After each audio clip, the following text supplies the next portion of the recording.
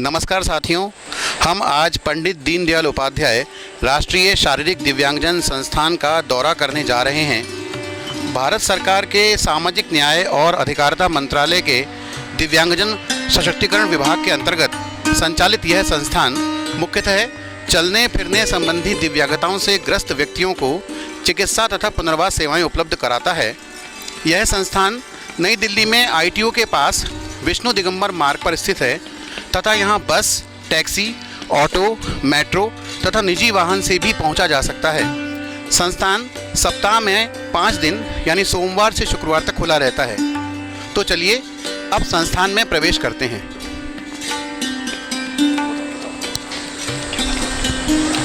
साथियों, अब हम पंडित दीनदयाल उपाध्याय जी की मूर्ति के समक्ष खड़े हैं। मूर्ति के ठीक पीछे हमें संस्थान का हॉस्टल ब्लॉक और गेस्ट हाउस ब्लॉक दिखाई दे रहा है।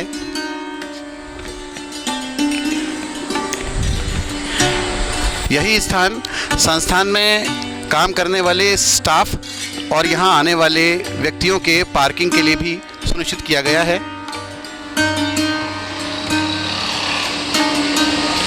साथियों, जैसा कि आप देख सकते हैं, पार्किंग एरिया से ही रैंप की शुरुआत हो जाती है। यह रैंप दिव्यांगजनों की चलने फिरने की समस्याओं को देखते हुए ही बनाया गया है।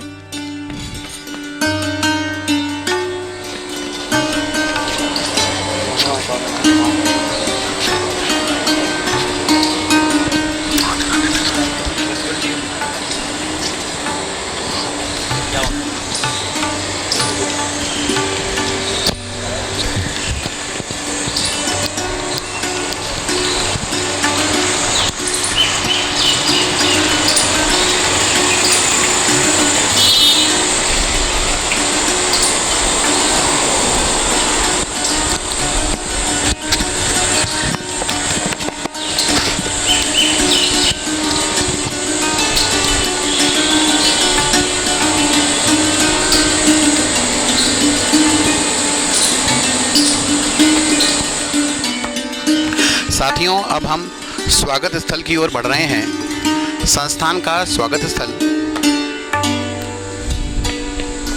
साथियों, अब हम संस्थान के स्वागत स्थल के समक्ष खड़े हैं। जैसा कि आप देख सकते हैं, संस्थान में प्रवेश से पहले सभी आगंतुकों को अपना परिचय, अपना आधार कार्ड और अपने अन्य जानकारी सिक्योरिटी गार्ड के पास दर्ज करवानी होती है। यहाँ उनकी थर्मल स्कैनिंग होती है और उसके बाद सभी आगंतुक सामने बने पंजीकरण कक्ष या स्वागत कक्ष पर जाते हैं। प्रवेश द्वार पर अपने सभी विवरण देने के बाद आगंतुकों को स्वागत कक्ष पर पाना होता है, जहां उन्हें अपना पंजीकरण कराना होता है। जैसा कि आप देख सकते हैं, स्वागत कक्ष पर नया पंजीकरण और पुराना पंजीकरण दोनों की व्यवस्था है। यहाँ पंजीकरण के बाद आगंतुकों को OPD सेक्शन में भेजा जाता है, जहाँ योग्य एवं कुशल चिकित्सक द्वारा उनकी प्रारंभिक जांच की जाती है। संस्थान के कक्ष नंबर 1 और 2 में रोगियों का योग्य चिकित्सक द्वारा परीक्षण किया जाता है और उनके लिए योग्य चिकित्सा रेफर की जाती है। इन्हीं कक्षों से रोगियों को आगे उपचार हेतु OT, PT व P&O सेक्शंस में भेजा जाता है। साथियों, अब हम संस्थान के भौतिक चिकित्सा विभाग में प्रवेश कर रहे हैं। रोगियों को भौतिक चिकित्सा से संबंधित अलग अलग थेरेपी देने के लिए यह विभाग बनाया गया है। विभाग में मिलने वाली अलग अलग थेरेपीज के बारे में हम यहाँ कार्यरत चिकित्सकों से बात करेंगे, जो हमें इस संबंध में अधिक जानकारी देंगे। This is our electrotherapy department. Now we will proceed forward. I will show you.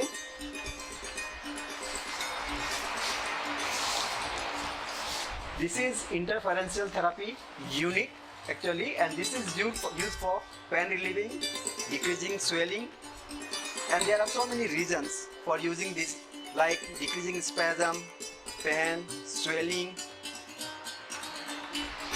ये हमारी लेज़र थेरेपी यूनिट है और लेज़र के थ्रू हम लोग ट्रीटमेंट करते हैं। छोटे और लार्ज एरिया दोनों को ही कवर करते हैं। लार्ज एरिया के लिए हम लोग ये स्कैनर यूज़ करते हैं, लेज़र स्कैनर, और छोटे एरिया के लिए हम लोग ये प्रोब यूज़ करते हैं, लेज़र प्रोब। ठीक है, इसमें मांसपेशियों में जो चोट आ जाती है उसकी हीलिंग के लिए लेज़र यूज़ करते हैं। ये हमारे पल्स सॉफ्टवेयर डायथर्मी है। ठीक है, इसमें दो मोड होते हैं, एक कंटिन्यूस एंड पल्स। ये बेसिकली पेन रिलीविंग मॉडलिटीज़ है। जैसे किसी को कमर में दर्द हो, गर्दन में दर्द हो, घुटना में दर्द हो, इन सभी के लिए बेसिकली यूज़ किया जाता है। This is our ultrasonic therapeutic unit. This is for relieving pain, decreasing swelling, and basically there are two modes. One is pulse mode, another one is continuous mode. It depends upon which type of modes can be provided, depends upon the condition of the patient. This is a short wave diathermy equipment. This is basically a high frequency current, and we use this equipment for relieving pain. In the back there are various methods by which we use. By applying other coplanar method, we have pads, and other by contraplanar method, like pain in the back region, pain in the knee, pain in the neck, and others joints. This is the traction therapy unit of the physiotherapy wing.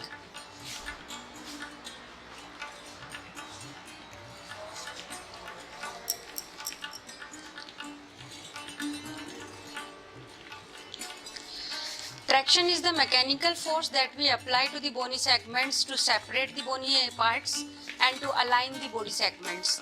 In this way, the traction is used mainly for the disc herniation cases, and we are applying it for the cervical and the lumbar disc problems. In the modality, we can apply it by the method of static method or the intermittent method. In the intermittent method, we can apply by the hold and relax techniques.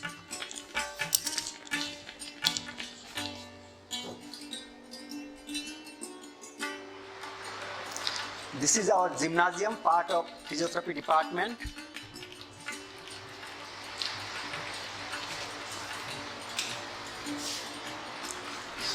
This is our treadmill, and next is the cross trainer.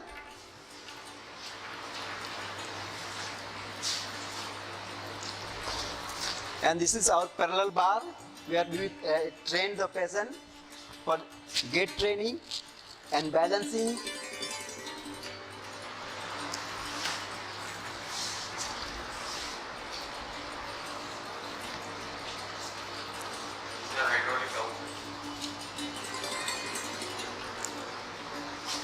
This is our next equipment, that is pneumatic compression therapy unit. This is for basically reducing swelling.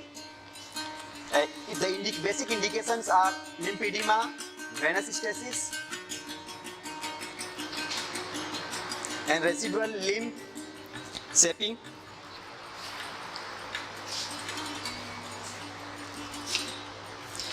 And this is our cold pack unit.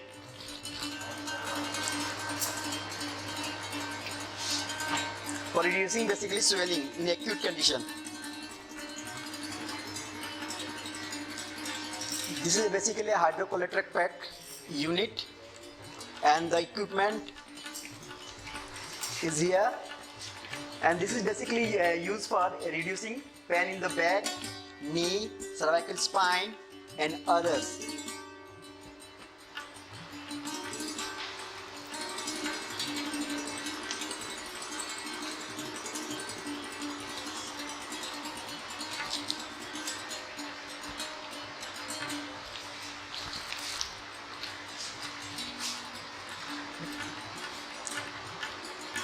This is our isokinetic unit, and basically this is for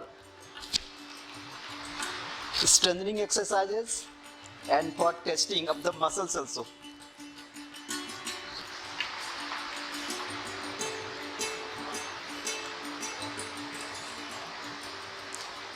We can quantify the muscle strength by this equipment, and we can train in sports injury patient also. We can also train the patient in the sports injury patient.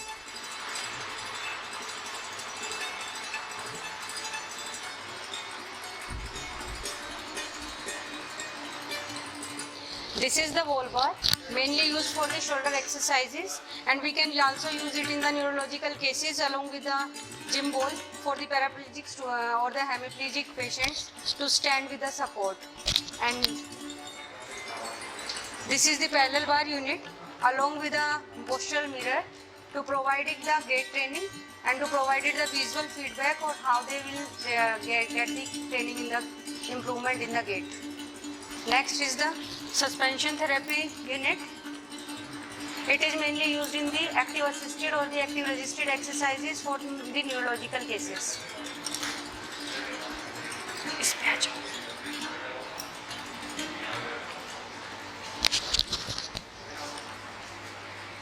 This is the quadriceps table. It is mainly used for the standing of the knee muscles, knee musculatures. We can provide it the graded weights according to the standing of the muscles. This is the multi-gym exerciser. Here we can apply for the cross training to the each and every parts of the human body, for the shoulder, upper chest, back, lower limbs, and the abdominals as well.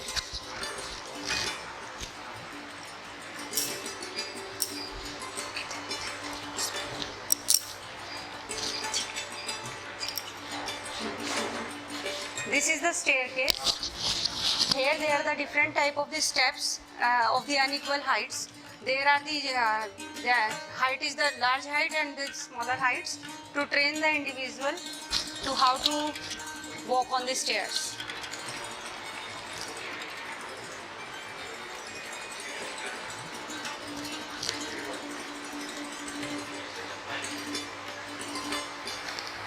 This is the shoulder wheel, mainly used to do the exercises of the shoulder. And this one is the supinator and the pronator exercises for the mainly for the exercises of the forearm, like this. यह भौतिक चिकित्सा विभाग का electro diagnostic unit है।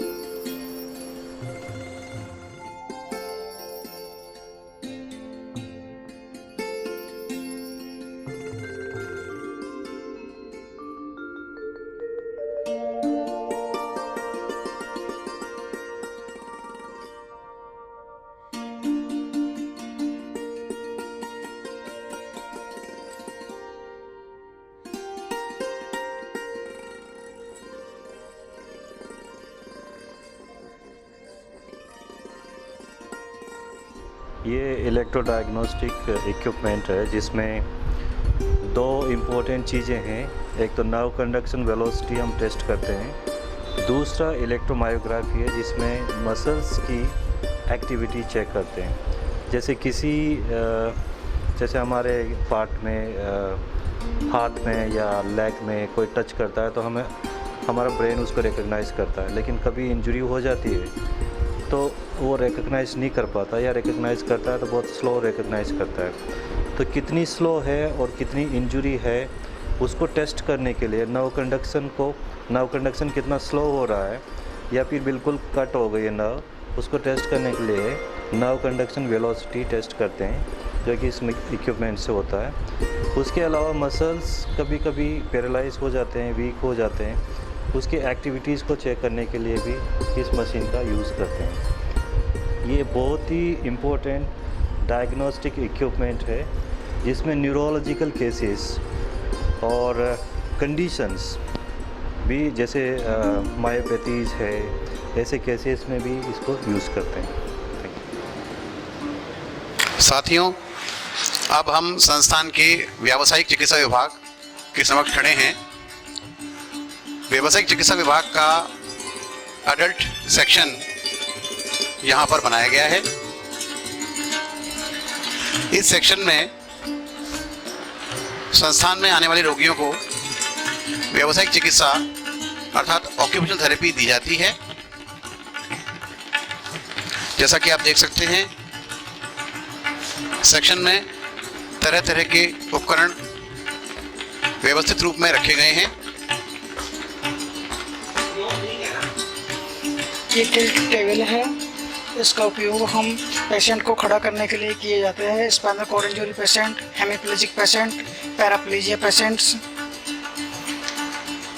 ये wrist roller है, इसके लिए increase range of motion, muscle strength, arthritis patient and fracture patient में दिया जाता है। ये सुपाइनेटर प्रोनेटर यूनिट्स है। ये सुपाइनेटर एंड प्रोनेटर्स हैंड थेरेपी के लिए यूज़ किया जाता है। ये सेमी सर्कुलर है, जो बैक पेशेंट के लिए किया जाता है एंड शोल्डर के लिए इंक्रीज रेंज ऑफ मोशन। ये वर्टिकल सेंडिंग है, विद वेट बेयरिंग के साथ में दिया जाता है। इस सर्वाइकल एंड बैक पेशेंट, ये हैंड यूनिट्स है, supination and pronation, different types of backboard and different activities, and wrist extension and flexion.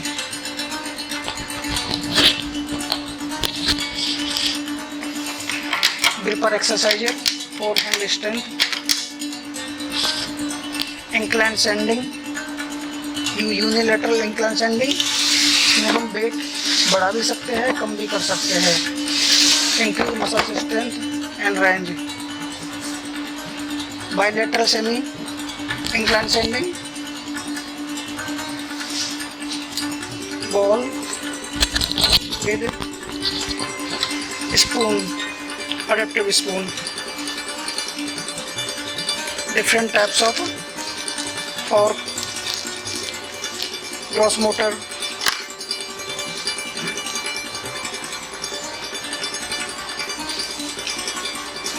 overhead sending unit,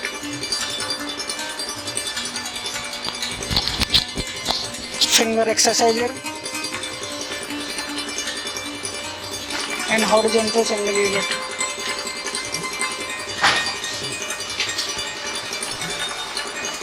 Quadricep strengthening exercise, single ladder,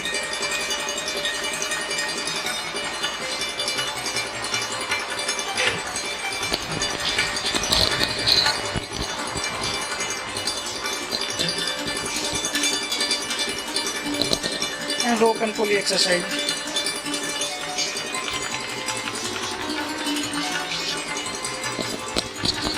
Rope and pulley exercise and rope and pulley and shoulder wheel exercise for shoulder, frozen shoulder.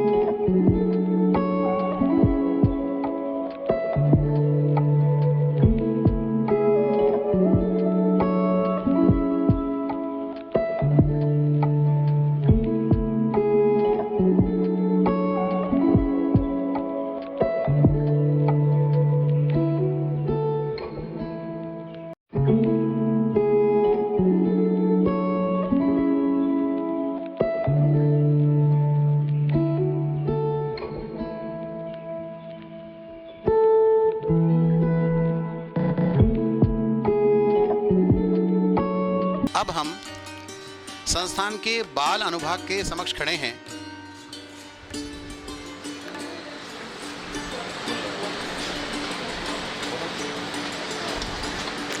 संस्थान में आने वाले छोटे बच्चों के उपचार के लिए इस कक्ष में विशेष व्यवस्था की गई है। जैसा कि आप देख सकते हैं, यहाँ मौजूद थेरेपिस्ट छोटे बच्चों का विशेष उपचार करते हैं।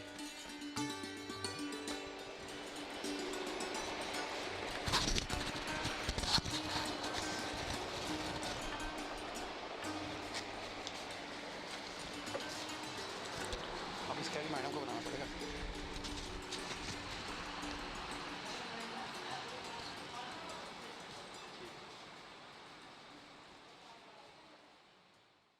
साथियों, अब हम संस्थान के ऑक्यूपेशनल थेरेपी विभाग के सामने खड़े हैं। इस विभाग में हमें cognitive motor neuro rehab lab, mobility training lab, functional restoration lab और हैंड थेरेपी लैब में रखे उपकरणों के संबंध में जानकारी मिलेगी। तो आइए चलते हैं इसके पहले खंड की ओर और यहाँ कार्यरत संस्थान कर्मियों से इसके संबंध में जानकारी प्राप्त करते हैं। ये हमारे ऑक्यूपेशनल थेरेपी डिपार्टमेंट का वर्क हार्डनिंग लैब है। वर्क हार्डनिंग लैब में we prepare the patients for improving the functional skills. Okay, so we have certain simulated activities जहाँ पे हम बच्चों को या बड़ों को प्रिपेयर करते हैं ताकि वो अपने जिन भी फंक्शंस में उनको प्रॉब्लम है, जिसकी वजह से उनको काम करने में दिक्कत आ रही है, वो सारे धीरे धीरे करके वो डेवलप करते हैं। ठीक है, तो कुछ जैसे गेट ट्रेनिंग से लेके हो सकता है या कुछ ग्रॉस मोटर स्किल्स से लेके हो सकता है। ये सारी एक्टिविटीज़, वेट ट्रेनिंग हम फंक्शनल स्किल्स के ज़रिए देते हैं और उसके कंपोनेंट्स को हम ब्रेक करके देते हैं।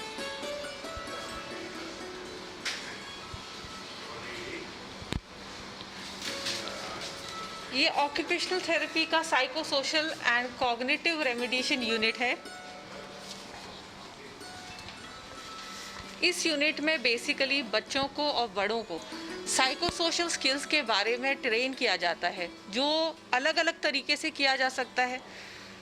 एग्जाम्पल के तौर पे हम कुछ ग्रुप थेरेपी यहाँ ऑर्गेनाइज कर सकते हैं जो बच्चों के लेवल और पोटेंशियल के हिसाब से कराई जाती है, जिससे कि बच्चे अपने सोशल स्किल के अलग अलग एलिमेंट्स पे काम करते हैं। जैसे ये एक छोटा सा रिवॉल्विंग बोर्ड है जिसमें 4 बच्चे एक साथ खेल सकते हैं ताकि वो इस एक्टिविटी में पार्टिसिपेट कर सके। और इसको अगर हम बच्चों के हिसाब से इसमें हम कंपोनेंट्स डालते हैं जिससे वो एंजॉय करते हैं। जैसे मूवमेंट का कंपोनेंट बच्चे बहुत एंजॉय करते हैं। सोशल स्किल में बच्चा एक पर्टिकुलर ऑब्जेक्ट को यूज़ करेगा और उस पे बेस्ड वो एक्टिविटी डालेगा, क्लैपिंग करेगा, शेयरिंग करेगा। तो इस तरह की एक्टिविटी हम बच्चों के साथ यूज़ करते हैं।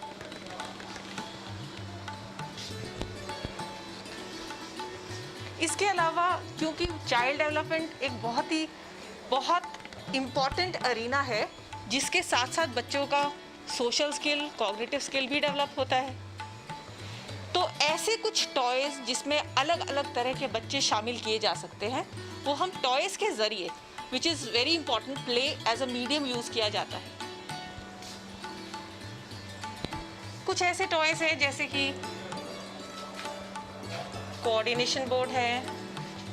ये ऐसे टॉयज़ हैं जिसमें करने के लिए बच्चों को थोड़ा कॉग्निटिव एफर्ट या कह लीजिए कि दिमागी जोर लगाना पड़ता है और ये बच्चे करके काफ़ी खुश भी होते हैं।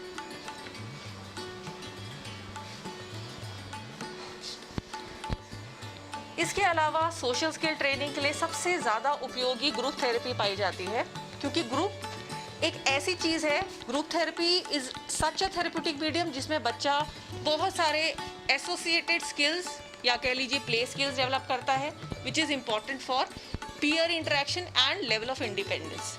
कुछ एक्टिविटीज़ है जैसे बॉल थ्रोइंग हो गया, डार्ट गेम्स हो गया, जिसमें बच्चे अपने आप को एक ग्रुप के अंदर रहकर सोशल स्किल डेवलप करते हैं।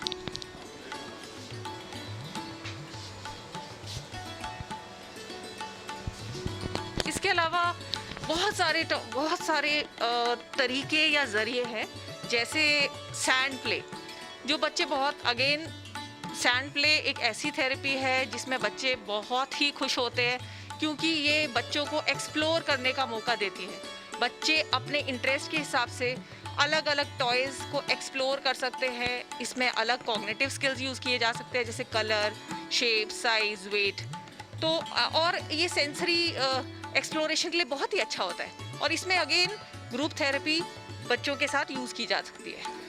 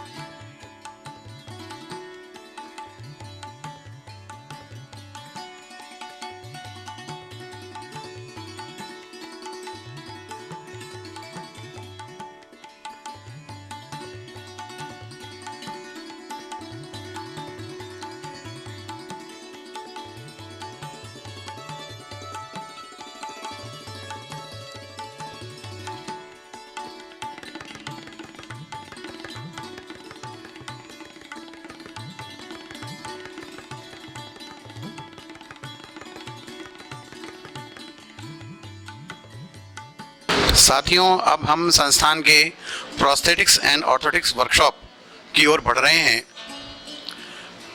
दिव्यांगजनों के पुनर्वास में प्रोस्थेटिक्स एंड ऑर्थोटिक्स वर्कशॉप का बहुत बड़ा योगदान है।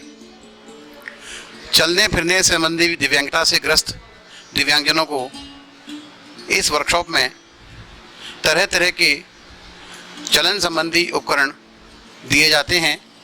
इसके लिए पहले उनकी दिव्यांगता का निर्धारण किया जाता है और उसके बाद उन्हें तय समय में ये उपकरण बनाकर दिए जाते हैं। संस्थान के कमरा नंबर 4 और बेसमेंट में P&O वर्कशॉप बनाया गया है। P&O वर्कशॉप में होने वाले कार्यों के बारे में हम अधिक जानकारी यहीं पर तैनात संस्थान कर्मियों से लेंगे। ये हमारा प्रोस्थेटिक एंड ऑर्थोटिक्स डिपार्टमेंट है और ऊपर पे ये ऑर्थोटिक्स डिवीज़न है। यहाँ पे आप देख सकते हैं इसमें कैलिपर्स के फिगर लगे हुए हैं और जो भी यहाँ पे पेशेंट को दिया जाता है उसका कैसे केयर किया जाए वो इसमें है। ये हमारा असिस्टेंट मैनेजर का कमरा है जो कि पूरे एक्टिविटी को यहाँ से वो सुपरवाइज करते हैं। उसके आगे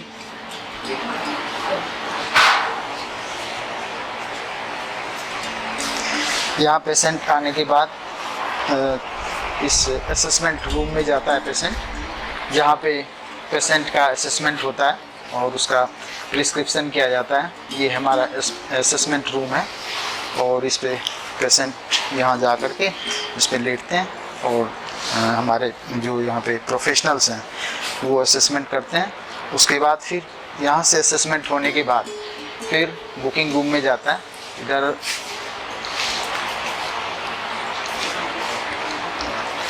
ये बुकिंग रूम है हमारा। इसके इधर से भी जा सकते हैं और नहीं तो बाहर से भी जा सकते हैं। अगर चलना है तो हम ले चलेंगे आपको, जैसे शो करके जाना।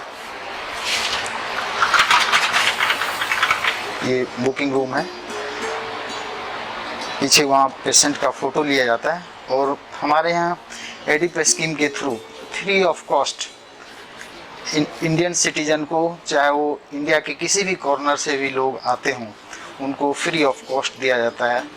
जो भी यहाँ पे असिस्टिव डिवाइसेज हैं उनके लिए इंडियन सिटीजन का आधार कार्ड होना चाहिए, डिसेबिलिटी सर्टिफिकेट होना चाहिए और 15,000 पर मंथ से इनकम कम होनी चाहिए और 2 फोटोग्राफ्स होने चाहिए। यहाँ बुकिंग होने के बाद फिर जो भी प्रोफेशनल हैं ऑर्थोटिक्स के, उनको केस अलॉट किया जाता है। अलॉट करने के बाद फिर एक कास्टिंग रूम है जहाँ पे कास्टिंग एंड मेजरमेंट होता है।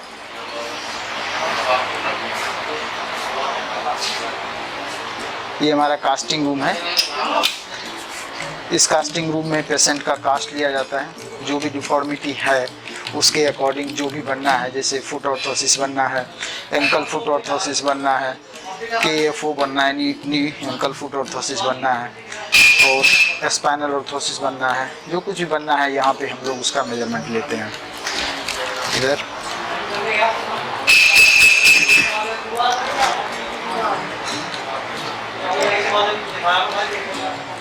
असेसमेंट और प्रिस्क्रिप्शन होने के बाद फिर पेशेंट यहीं तक रहेगा। उसके बाद जो भी प्रोफेशनल हैं वो जो कास्ट लिया गया है उस कास्ट का मॉडिफिकेशन होता है। ये मॉडिफिकेशन रूम है हमारा, इसमें कास्ट को फिल किया जाता है। जैसे अभी की AFO का कास्ट लिया हुआ है, मैं वहाँ पे जाना चाह रहा हूँ तो आपको दिखाना चाह रहा हूँ। ये AFO का कास्ट लिया हुआ है। इस कास्ट को इसमें मेंडल डाल करके इसको फिल किया गया है। फिल होने के बाद इसका ऊपर का कास्ट जो है, जिसको निगेटिव कास्ट कहा जाता है, इसको निकाला जाएगा। निकालने के बाद फिर जो है इस पे बेंच वाइस में रख करके इस तरह से मॉडिफिकेशन किया जाएगा। इसका मॉडिफिकेशन करने के बाद जो भी डिफॉर्मिटी उसमें करेक्शन करना होगा उसको मॉडिफाई करके फिर वो एक पॉजिटिव मोल्ड तैयार हो गया। पॉजिटिव मोल्ड तैयार होने के बाद उस पॉजिटिव मोल्ड को मेजर किया जाता है कि जिस तरह से असेसमेंट किया लिया गया था उसके अकॉर्डिंग फिर हम ये थर्मोप्लास्टिक का ये PP शीट काटते हैं। PP शीट काट करके अकॉर्डिंग टू मेजरमेंट इसके हिसाब से ये ओवन है, उस ओवन में हम लोग इसको डाल देते हैं। ओवन में ये प्लास्टिक 150 to 200 डिग्री टेम्परेचर पर ये मेल्ट कर जाता है। मेल्ट करने के बाद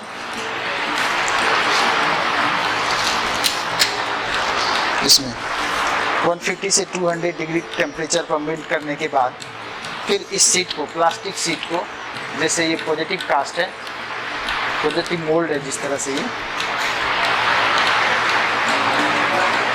ये पॉजिटिव मोल्ड है, इस पे उस मोल्डेड सीट को इसके ऊपर रखा जाता है पीछे से। फिर जिस तरह का ये शेप है उसी तरह का शेप निकल जाता है। उसको रिमूव करते हैं। रिमूव करने के बाद फिर पेशेंट पे ट्रायल लिया जाता है। ट्रायल लेने के बाद उसको देखा जाता है कि हाँ ये पेशेंट के लिए फिट है। तो फिर जो है उस पेशेंट को ट्रायल लेने के बाद फिर उसकी पैडिंग होती है। पैडिंग करने के बाद फिर पेशेंट को डिलीवर कर दिया जाता है। इसी तरह से कुछ ऑर्थोसिस यहाँ पे बने हुए हैं। कुछ ऑर्थोसिस बने हुए हैं जो मैं दिखाना चाह रहा हूँ आगे।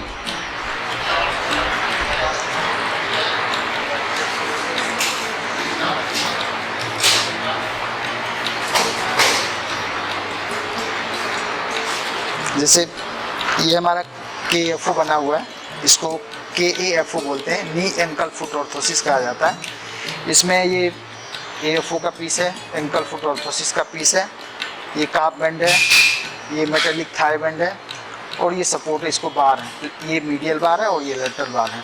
तो ये अभी सिर्फ जो मेजरमेंट दिया गया था उस हिसाब से इसको बनाया गया है। अभी इसका ट्रायल होना बाकी है। जैसे ही ट्रायल होगा, ट्रायल होने के बाद इसकी पैडिंग होगी और स्टेप्स लगेंगे, फिर पेशेंट को दिया जाएगा। जब पेशेंट को ये ट्रायल के लिए दिया जाता है, फिर दूसरा ये तो लोअर लिम्ब का हो गया। अपर लिम्ब के लिए और स्पाइनल ऑर्थोसिस के लिए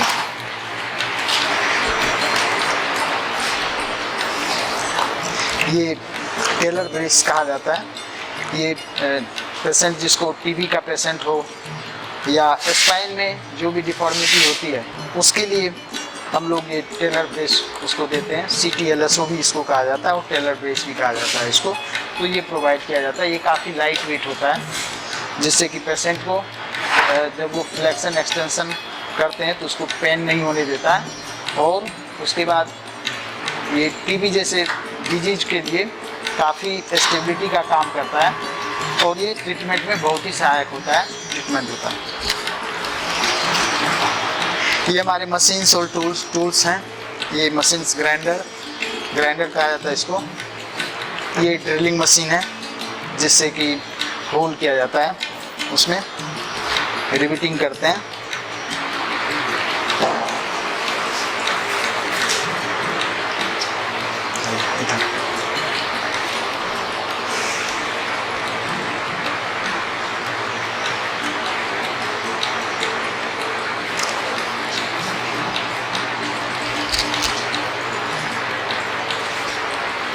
ये एक हॉट बात मशीन है ये। इसमें हम लोग अपर लिम या स्पाइनल ऑर्थोटिक्स का स्प्लिंट जब बनाते हैं तो हम इसमें बनाते हैं। इसमें ऑर्फिट का कैरेक्टरिस्टिक फीचर है कि ये पानी में मेल्ट होता है। ये मटेरियल, ये पानी 60 डिग्री टेम्परेचर पर ऑर्फिट जो है मेल्ट होता है। मेल्ट होने के बाद डायरेक्ट उसको बॉडी पे रखते हैं और जिस शेप में चाहिए उस शेप का स्प्लिंट हमें मिल जाता है। ये अधिकतर अपर स्प्लिंट और जो स्पाइनल ऑर्थोसिस में यूज किया जाता है इसको।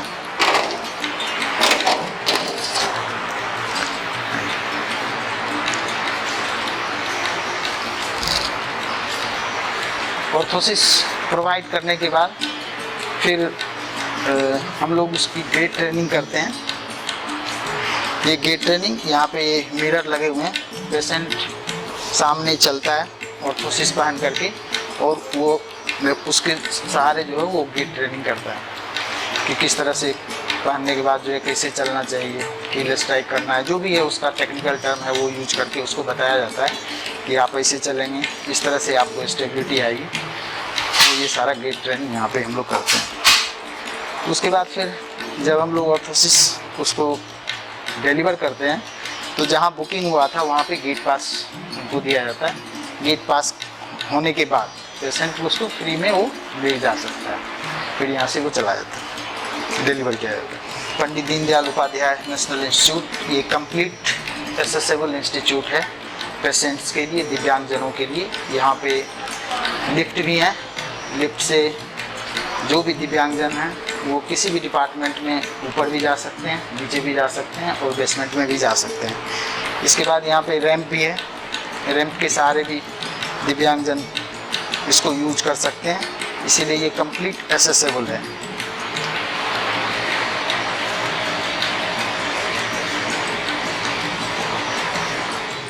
अब हम P&O वर्कशॉप के बेसमेंट सेक्शन की ओर बढ़ रहे हैं। जैसा आप देख सकते हैं लिफ्ट और रैंप दोनों से ही यहाँ तक पहुँचने की व्यवस्था है। दिव्यांगजनों को होने वाली परेशानियों को देखते हुए ही इसे सुविधाजनक बनाया गया है।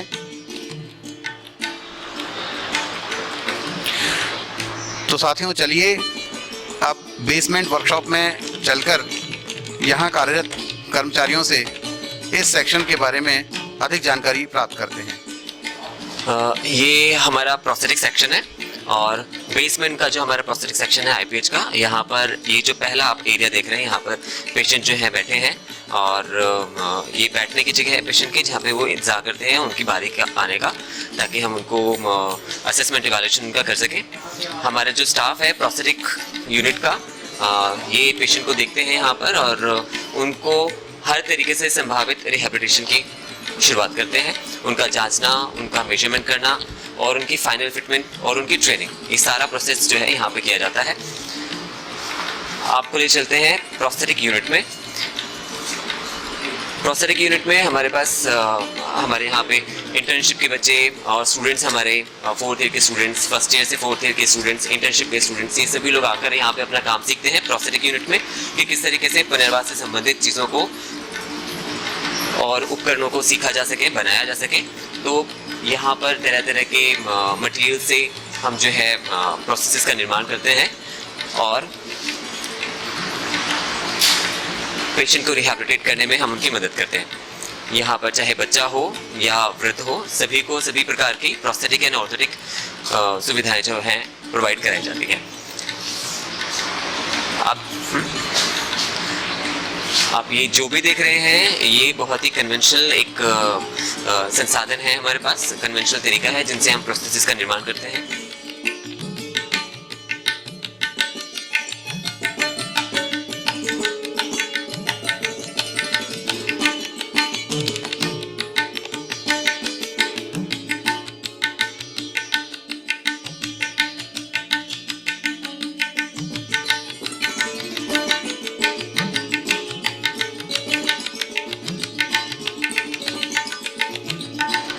साथियों, पंडित दीनदयाल उपाध्याय शारीरिक दिव्यांगजन संस्थान के अंदर कल 17 जून 2021 को क्रॉस डिसेबिलिटी शीघ्र हस्तक्षेप केंद्र का उद्घाटन हुआ।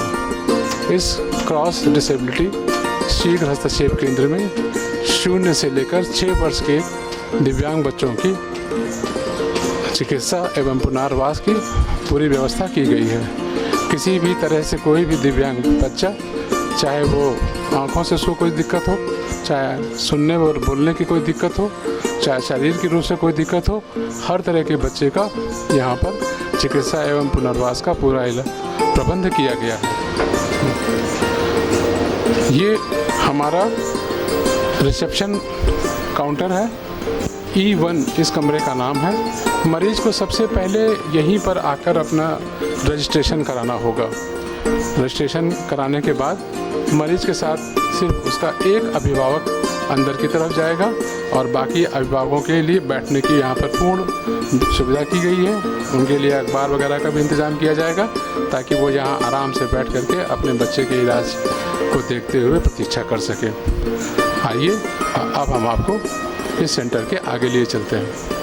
ये सामने आप एक बहुत अच्छी सी गैलरी देख रहे हैं और इन्हीं गैलरियों के सहारे हमारे सेंटर्स के अगले कक्षों तक आप पहुंच पा रहे हैं। गैलरी में सबसे पहले आपको ये E2 का एक कमरा दिखाई देगा। इस कमरे में हमारे विशेष डॉक्टर्स जो कि अलग अलग क्षेत्रों में स्पेशलिस्ट हैं वो यहाँ पर आपको मिलेंगे। इसके अलावा यहाँ पर बिहेवियर मॉडिफिकेशन का भी एक कमरा है और इसके अलावा फीडिंग और चेंजिंग रूम भी आप यहाँ पर देख पाएंगे। हमारे डॉक्टर्स जैसे ही मरीज़ को देख करके उनका निदान लिखेंगे, उनके साथ एक पूरी टीम रहती है। उसके बाद से उस मरीज़ को हम अलग अलग कक्षों में उनकी ज़रूरत के हिसाब से उनको भेजेंगे। ये नैदानिक विज्ञानशाला है।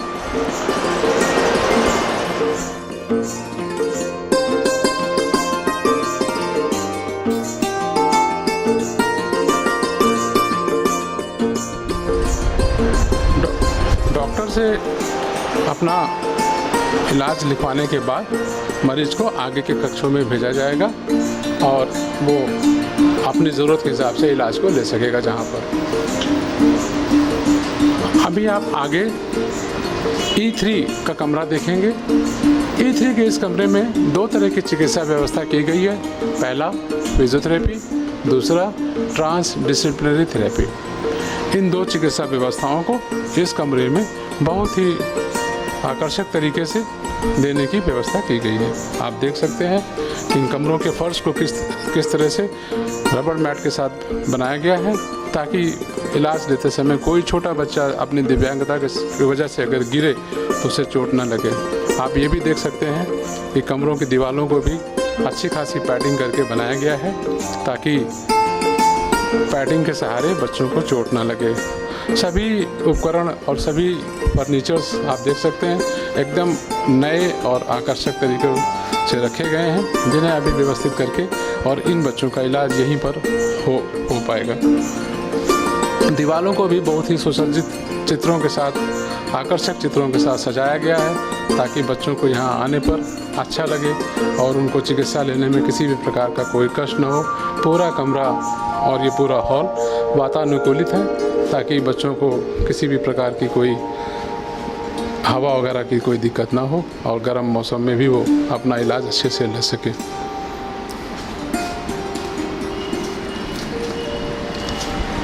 ये हमारे संस्थान का ये जो अर्ली इंटरवेंशन सेंटर है, वास्तव में इसे हम एक मॉडल सेंटर के रूप में बनाना चाहते हैं और मॉडल सेंटर के रूप में प्रायोजित करना चाहते हैं। इसका फ़ायदा ये होगा कि इसी संस्थान में पढ़ने वाले बच्चे या बाहर के मेडिकल कॉलेज वगैरह के पढ़ने वाले बच्चे भी यहाँ आकर के और इस प्रकार के संस्थान को देख सकें। अगला कमरा E4 का है। यहाँ स्पीच थेरेपी और ऑडियोलॉजी की व्यवस्था की गई है। स्पीच थेरेपी और ऑडियोलॉजी जिन बच्चों को सुनने की या बोलने की दिक्कत होती है, यानी स्पीच एंड हियरिंग डिसऑर्डर्स होते हैं, उनके लिए इस कमरे में व्यवस्था की गई है। यहाँ पर भी दीवारों को आकर्षक रंगों से सजाया गया है। दीवार पे पैडिंग हो रखी है। फर्श भी आकर्षक रबड़ मैट के द्वारा बनाया गया है और मशीन इत्यादि की व्यवस्था होते ही इन कमरों में स्पीच एंड हियरिंग थेरेपी को किया जाएगा।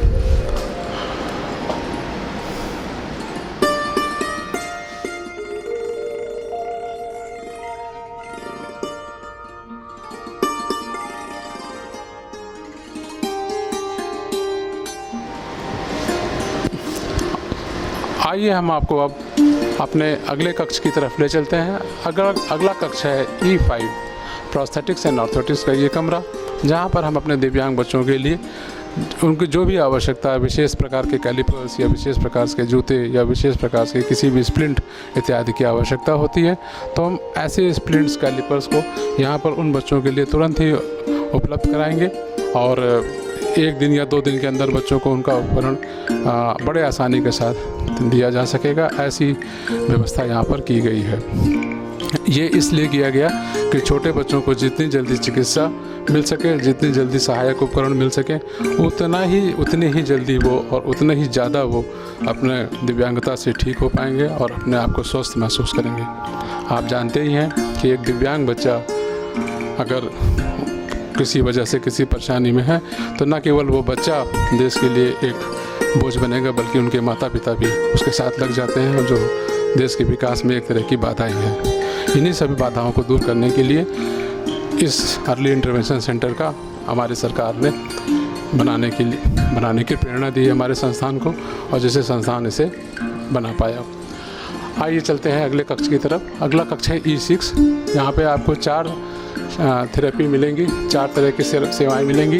पहला है ऑक्यूपेशनल थेरेपी, दूसरा है मल्टी सेंसर इंटीग्रेशन, तीसरा है वर्चुअल रियलिटी और चौथा है विजुअल स्टिमुलेशन। इन कक्षों को भी विशेष रबड़ मैट के द्वारा पैडिंग की गई है। दीवारों पर पूरी पैडिंग है और ये अभी आने वाले समय में इसमें थेरेपी शुरू हो चुकी होगी और उसके बाद न केवल थेरेपी बल्कि प्रशिक्षण इत्यादि की भी व्यवस्था की गई है, जिससे कि बैचलर डिग्री वाले और मास्टर्स डिग्री वाले बच्चे यहाँ पर आकर के यहाँ पढ़ सकें। ये विजुअल स्टिमुलेशन का कमरा है। दिव्यांग बच्चों को यहाँ पर विजुअल स्टिमुलेशन थेरेपी ट्रेनिंग दी जाएगी। आप देख सकते हैं कि कितने अच्छी तरीके से इन दीवारों को सजाया गया है, कितने अच्छी तरीके से इनके ज़मीन को बनाया गया है।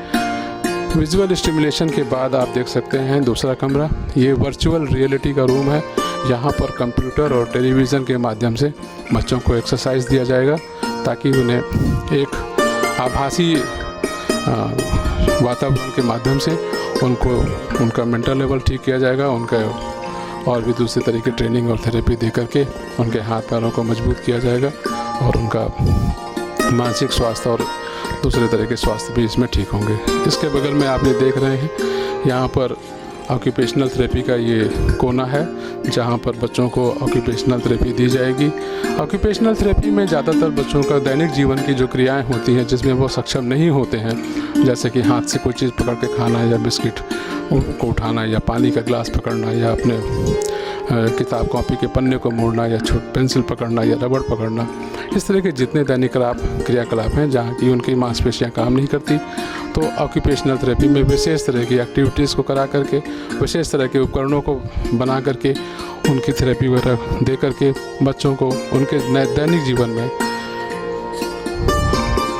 इंडिपेंडेंट बनाने की कोशिश करते हैं।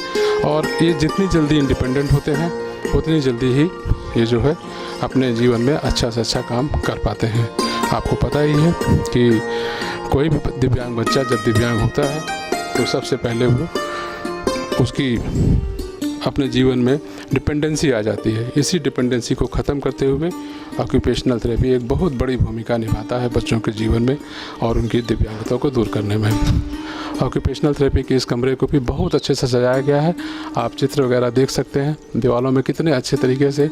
इससे बच्चों में सिर्फ आकर्षण बढ़ता है, बच्चे उस कमरे में ज़्यादा से ज़्यादा रहना चाहते हैं और इसी वजह से वो थेरेपी इत्यादि में भी उनका मन लगता है। तो जब भी हम कभी कोई चिकित्सा व्यवस्था करें बनाएं तो हमें चाहिए कि उसको इस तरह से बनाएं, इस तरह से सजाएं कि ना केवल बच्चे बल्कि उनके अभिभावक भी उस कमरे के प्रति उनका इतना लगाव बढ़े कि ना चाहते हुए भी चिकित्सा लेने के लिए प्रेरित हो जाएं। आइए अब हम आपको अगले और अंतिम कक्ष की तरफ ले चलते हैं। हमारा अगला और अंतिम कक्ष E7 हमारा एक प्रारंभिक स्कूल है। यहाँ पर इस स्कूल में 2 विभाग आपको मिलेंगे, एक 0 से लेकर 3 वर्ष तक, यानी ये लगा लीजिए कि 1 साल से 3 साल के बच्चों के लिए और दूसरा 3 साल से 6 साल के बच्चों के लिए। ये प्रारंभिक स्कूल या प्रारंभिक विद्यालय कक्ष ये सिर्फ इस बात के लिए है कि बच्चों को हम आगे की भविष्य की पढ़ाई के लिए तैयार कर सकें। बच्चे अपने आप खड़े हो सकें, बैठ सकें, अपनी किताब कॉपी खोल सकें, अक्षरों को समझ सकें और उनको ये एहसास हो सके कि भविष्य में उन्हें भी पढ़ना है, लिखना है और आगे बढ़ना है और उसके लिए उन्हें मानसिक रूप से हम तैयार कर सकें। प्रारंभिक विद्यालय का इतना मकसद पूरा हो जाए तो आप समझिए कि अर्ली इंटरवेंशन सेंटर का एक बहुत बड़ा मकसद पूरा हो जाएगा। यहाँ से तैयार होने के बाद इन सभी बच्चों को आगे की कक्षाओं के लिए रेफ़र कर दिया जाएगा। आप देख सकते हैं कि इन कक्षाओं को भी बहुत ही सुंदर फर्नीचर के साथ, बहुत ही सुंदर कारपेट्स के साथ, बहुत ही सुंदर दीवारों में पैडिंग के साथ बनाया गया है और ये सभी कक्ष वातानुकूलित हैं, यानी यहाँ पर बच्चों को सर्दी, गर्मी या इस तरह की किसी भी चीज़ से प्रभावित नहीं होना पड़ेगा। अब हम संस्थान के पुस्तकालय की ओर बढ़ रहे हैं। यह पुस्तकालय बेसमेंट में बनाया गया है। इस पुस्तकालय में 14,500 से अधिक पुस्तकों का संकलन किया गया है तथा करीब 2 दर्जन मासिक पत्रिकाएं अंग्रेज़ी और हिंदी दोनों भाषाओं में यहाँ मंगाई जाती हैं। अब हम पुस्तकालय के रेफरेंस सेक्शन की ओर बढ़ रहे हैं।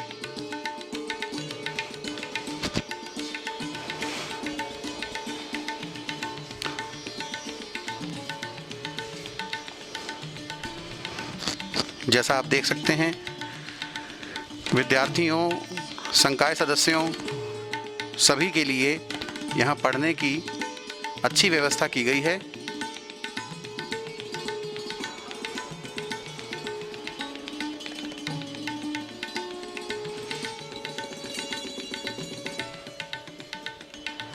यह पुस्तकालय का सर्कुलेशन सेक्शन है।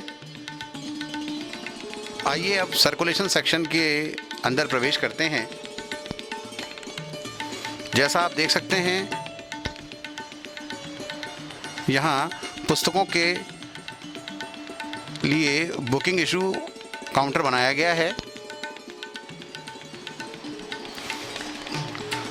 हर तरह की विधाओं का अच्छा खासा संकलन यहाँ है।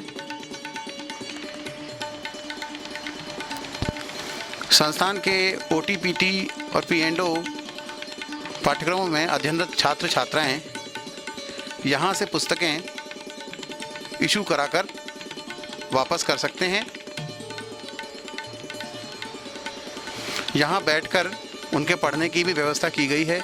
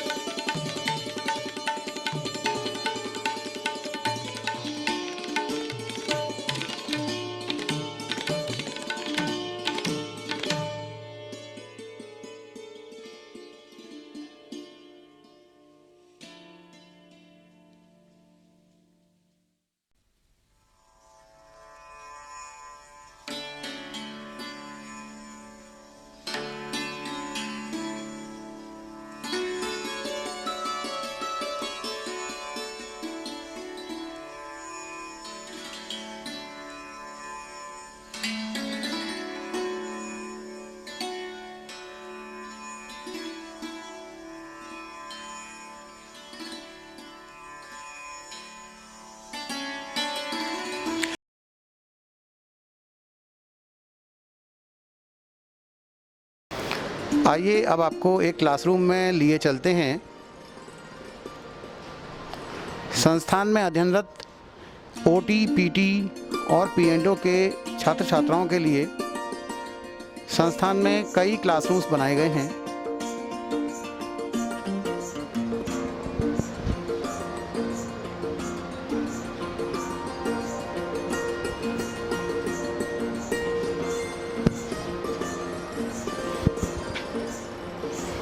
इन क्लासरूम्स में रोशनी और हवा की पर्याप्त व्यवस्था रखी गई है।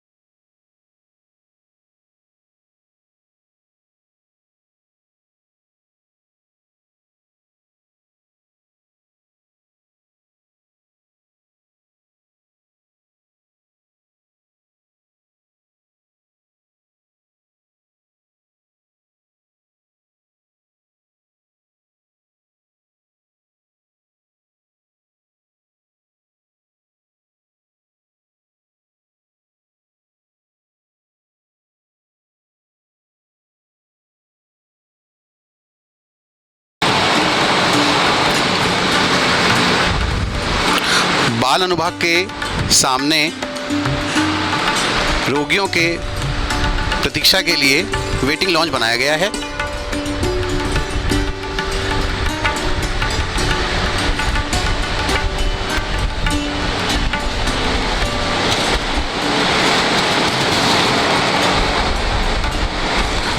साथियों, संस्थान का यह भाग रोगियों की स्पीच थेरेपी यानी वाक चिकित्सा और भौतिक चिकित्सा उपलब्ध कराने के लिए बनाया गया है।